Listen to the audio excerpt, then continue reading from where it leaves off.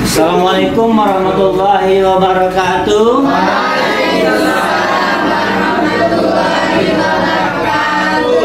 Apa kabar anak-anak semuanya?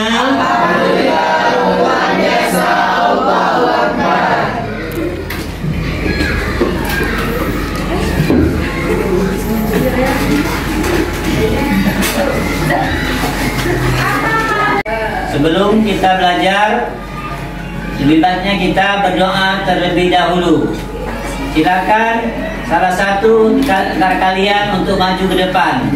Teman-teman, sebelum kita mulai pelajaran hari ini, alangkah baiknya kita berdoa. Berdoa mulai.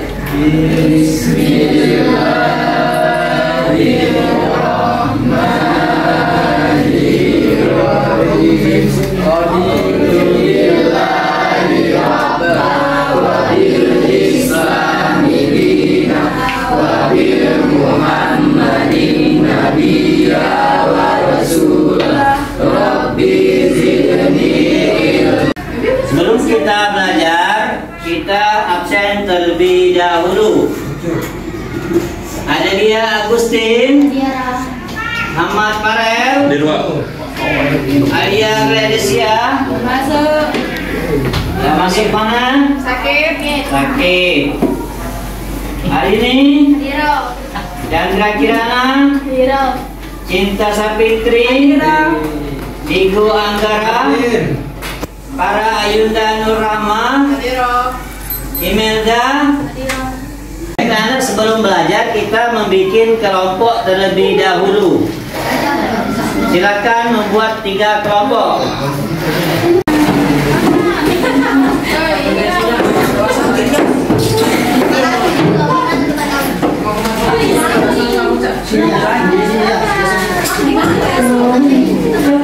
Baik, sebelum kita memulai pelajaran, kita harus mengetahui lebih dahulu tujuan pembelajaran kita pada hari ini. Yang pertama, istilah. Yang kedua, siswa mampu menyebut pembagian toharo. Yang ketiga, siswa bisa menyebutkan macam-macam taharo, baik itu dengan berwudu. Yang kedua, tayamum. Yang ketiga, mandi wajib. Yang keempat, siswa mampu menyebutkan rukun wudu. Yang kelima, siswa mampu menyebutkan tata cara berwudu. Siswa mampu menyebutkan rukun tayamum. Yang selanjutnya, siswa mampu menyebutkan tata cara tayamum. Siswa mampu menyebutkan sebab-sebab tayamum. Dan terakhir adalah siswa mampu menyebutkan tata cara mandi. Baiklah anak semuanya, kemarin kita belajar tentang toharo. Yang tentang toharo ini, seperti kita amati gambar di depan, ada 3. Yang pertama adalah gambar 1 adalah tentang wudu. Yang gambar 2 gambar 3 gambar 3 adalah tentang bagaimana kita cara mandi wajib. Toharo itu artinya bersuci. Yang bersuci, yang sebagaimana yang kita pelajari kemarin, yaitu ada beberapa air yang perlu untuk bersuci, yaitu air mutlak. Siapa yang masih ingat? Air yang suci itu air apa aja? Air hujan, air laut, air es, air sumur,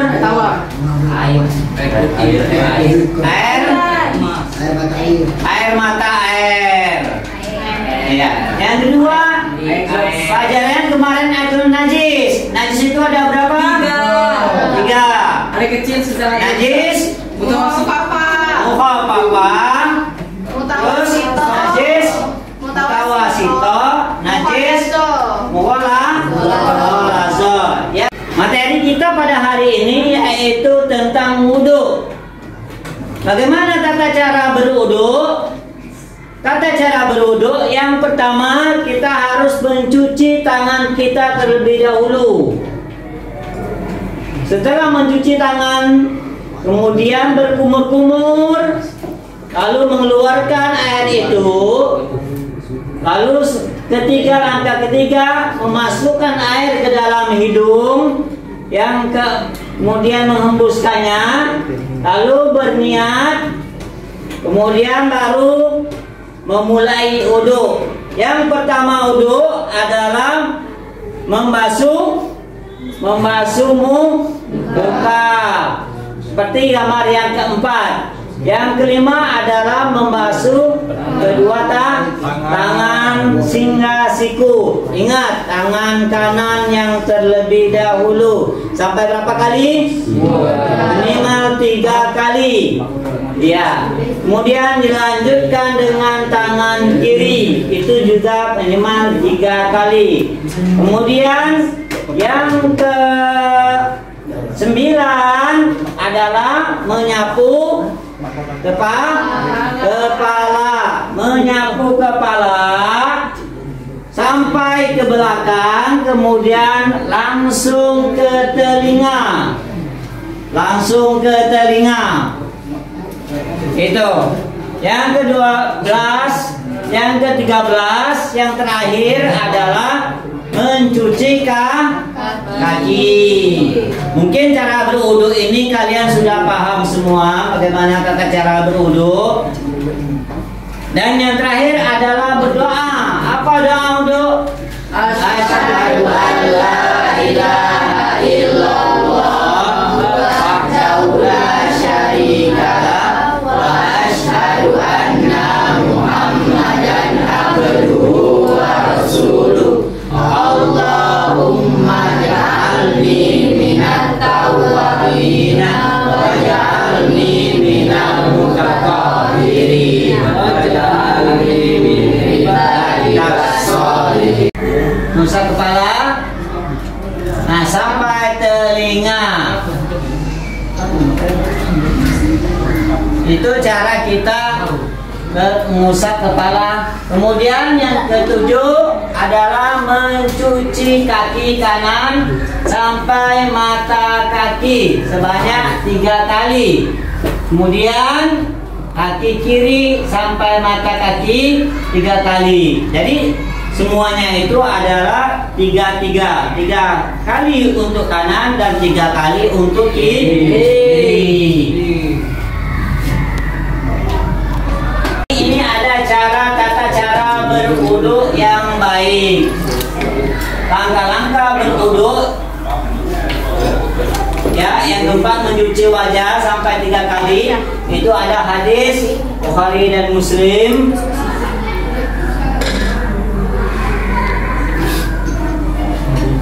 Yang kelima mencuci tangan kanan sampai siku.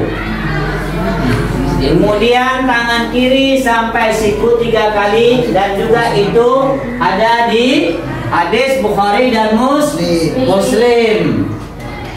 Bagaimana tata cara tayamum? Yang pertama niat. Apa niatnya? Nawaitu tayammumi listibahati sholati lillahi ta'ala. Yang kedua, mengangkat kedua telapak tangan, kemudian meniup atau menepuk-nepukkan. Yang ketiga, mengusap muka dan mengusap punggung telapak tangan kiri dengan telapak tangan kanan sampai penggelangan.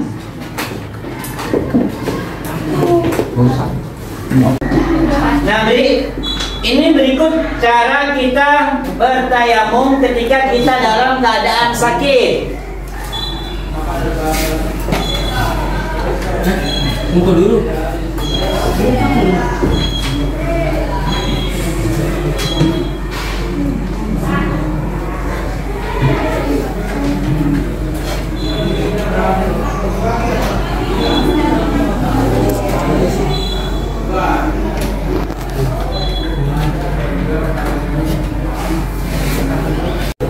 Ketika kita dalam keadaan musafir, kita harus berhenti terlebih dahulu, tentunya mencari debu yang suci, yang bersih.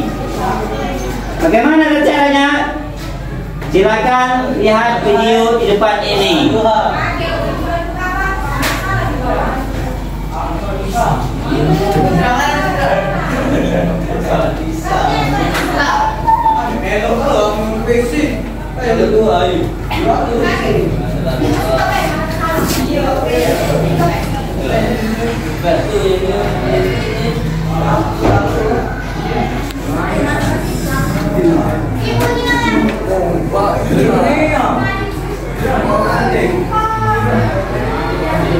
Kemudian lanjut ke tangan kanan ya. Setelah itu lanjut ke tangan kiri. Itu tata cara kita bertayamum ketika kita dalam keadaan musafir. Yang ketiga, taharoh yaitu mandi wajib. Tata cara mandi wajib yang pertama adalah niat. Apa niatnya? Nawaitul ghusla liraf'il hadasil akbari minal jinabati fadlillahi ta'ala. Yang ketiga, mencuci kedua tangan. Kita cuci dulu tangan kita. Yang ketiga, membersihkan bagian tubuh yang dianggap kotor atau dalam istilah membersihkan kemaluan. Yang langkah keempat yaitu berwudu. Langkah kelima, membasuhi kepala, menyelai kepala dengan air. Yang keenam, memisah-misahkan rambut. Dan yang ketujuh, menyiram tubuh dahului yang kanan, lalu dengan yang kiri. Baik anak-anak, ini cara kita mandi wajib. Perhatikan video di depan ini biar kalian lebih jelas lagi. Kalau tadi Bapak menjelaskan bagaimana tata cara mandi wajib, sekarang lebih jelas lagi kalian memperhatikan videonya. Itu namanya visual, biar kalian lebih mengerti lagi dengan melihat video ini. Baik anak-anak, sekarang perhatikan langkah-langkah kita, cara kita mandi wajib. Bagaimana langkah pertama?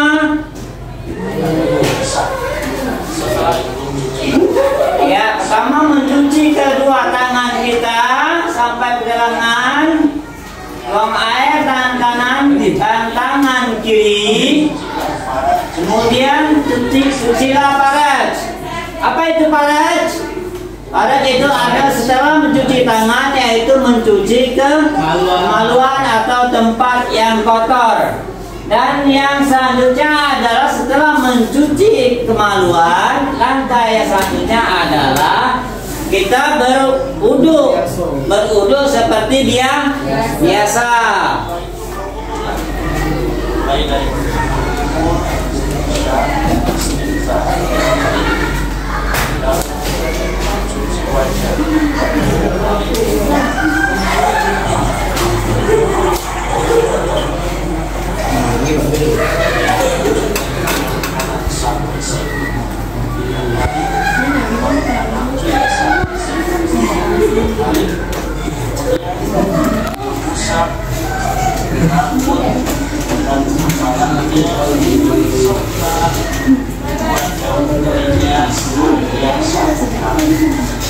Sampai di sini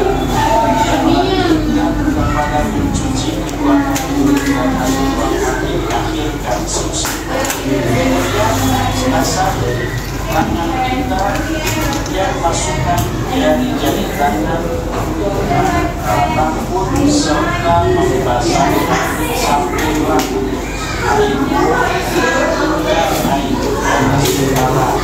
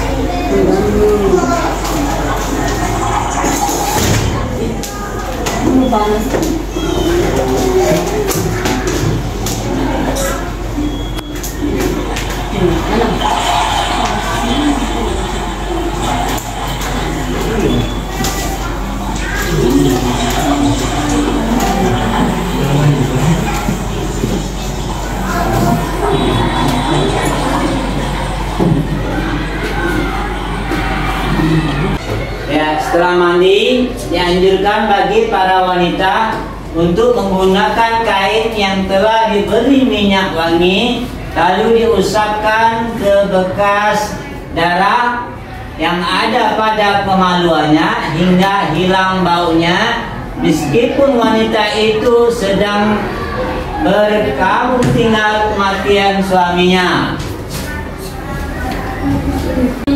Baik anak-anak, setelah kalian memperhatikan video tata cara kita berwudu, kemudian tata cara kita bertayamum dan mandi wajib, tentunya kita mengambil kesimpulan. Apa kesimpulan dari pelajaran yang kita ambil pada hari ini?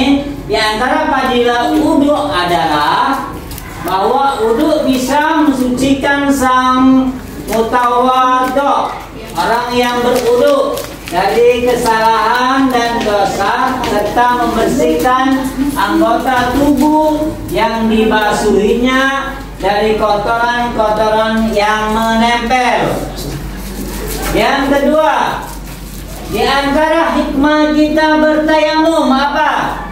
Yaitu di saat kita tidak menemukan air untuk bersuci atau karena keadaan yang tidak memungkinkan untuk bersentuhan dengan air, tayamum adalah untuk menyucikan air diri kita dan agar kita bersyukur dengan syariat ini.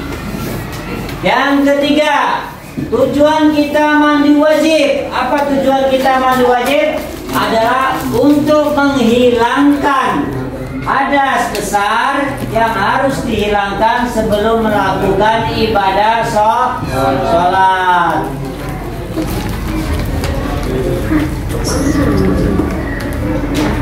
Baik anak-anak sekalian, setelah kalian memperhatikan materi kita pada hari ini tentang mandi wajib, tentang tayamum, tentang wudu, tentunya kalian masing-masing kelompok mempertanyakan. Silakan tanyakan, setiap kelompok kalian mempertanyakan kira-kira apa yang masih belum mengerti. Kami silakan. Ya, Sabir silakan. Pertanyaannya, apa bunyi dalil Al-Quran yang membahas tentang wudu? Baik anak-anak, ini adalah dalil yang menunjukkan bahwasanya Al-Quran surat Al-Maidah ayat 6 menerangkan tentang bagaimana kita tata cara kita berwudu, yaitu dalam surat Al-Maidah yang menjelaskan A'udzubillahi minasyaitonirrajim, Bismillahirrahmanirrahim. Ya ayyuhallazina amanu idza kuntum ilas sholati faghsilu wujuhakum wa aydiyakum ilal marafiq wamsahu biru'usikum wa arjulukum ilal ka'baini. Yang artinya, hai orang-orang yang beriman, apabila kalian ingin melaksanakan sholat, maka basuhlah muka kalian, faghsilu wujuhakum, lalu wa aydiyakum, lalu dilanjutkan dengan tangan kalian, ilal marafiq, sampai ke siku, lalu wamsahu biru'usikum, dan lanjutkan dengan ke kepala, Kemudian yang terakhir warjulikum ilal ka'baini, lalu terakhir adalah kaki, mencuci kaki sampai dengan mata kaki kanan dan kaki kiri. Itu dalil yang menunjukkan bahwasanya kita wajib berwudu dalam melaksanakan sholat. Alhamdulillah. Itu tadi kelompok satu yang bertanya tentang dalil wudu. Yang kedua, kelompok kedua, siapa yang ingin bertanya? Ya, silakan berdiri. Apa yang menyebabkan seseorang bertayamum? Ya, apa yang menyebabkan seseorang bertayamum? Yang pertama yang tentunya yang kita pelajari tadi, sebab-sebab kita tayamum adalah pertama adalah ketika kita sakit yang tidak boleh kena air. Yang kedua, ketika kita dalam keadaan musafir, yang mana ketika kita dalam musafir ini tentunya kita susah menemukan air, maka kita boleh bertayamum. Paham? Ya, itu kelompok dua yang menanyakan apa yang menyebabkan kita bertayamum. Sekarang kelompok tiga, apa pertanyaannya? Ya, silakan. Apa saja yang menyebabkan seseorang untuk mandi wajib? Ya, pertanyaannya apa saja yang menyebabkan kita mandi wajib? Tentunya yang menyebabkan bisa mandi wajib adalah yang pertama karena kita habis berhubungan. Yang kedua, ketika kita haid. Yang ketiga, ketika kita mimpi basah. Itu yang menyebabkan kita mandi wajib. Tadi sudah dijelaskan dalam video, sudah dilihatkan bagaimana tata cara kita mandi wajib. Kemudian Bapak juga telah menerangkan bagaimana tata cara mandi wajib. Itu sangat jelas sekali. Baik anak-anak sekalian, setelah kita mempelajari tentang cara berwudu, tayamum dan mandi wajib, taharah, maka siapa yang bisa menyimpulkan hikmah dari kita taharah? Saya, Pak. Siapa? Aman. Hikmah taharah adalah satu, supaya kita selalu menjaga tubuh bersih dan tetap sehat. Ya, selalu kita menjaga tubuh kita selalu bersih dan sehat. Yang kedua, kebersihan adalah sebagian dari iman. Kebersihan adalah sebagian daripada iman. Sebagaimana kita ketahui an-nazafatu minal iman. Terus, yang ketiga taharah agar ibadah kita diterima oleh Allah Subhanahu wa taala. Ya, yang ketiga agar ibadah kita diterima oleh Allah Subhanahu wa taala. Itu syarat kita melaksanakan ibadah, tentunya kita harus bersuci. Setelah kalian memahami makna dari taharah, tentunya kalian akan mendapatkan tugas. Ini silakan kalian kerjakan di rumah, yaitu esai, yang bentuk pertanyaan. Yang pertama, sebutkan macam-macam taharah. Yang kedua, sebutkan rukun dan tata cara berwudu. Yang ketiga, sebutkan rukun dan tata cara tayamum. Keempat, sebutkan perbedaan mandi wajib dan mandi junub. Yang kelima, rukun dan tata cara mandi wajib. Itu saja. Silakan kalian kerjakan per kelompok. Nanti dikumpulkan untuk minggu depan. Baik anak-anak sekalian, mungkin sampai di sini dulu pembelajaran kita pada hari ini.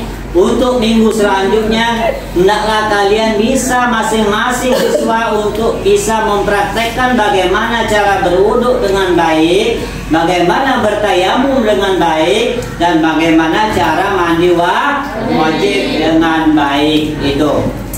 Sebelum kita tutup, pengajaran kita pada hari ini, mari kita membaca dengan alhamdulillah. Alhamdulillahirabbil alamin. Assalamualaikum warahmatullahi wabarakatuh.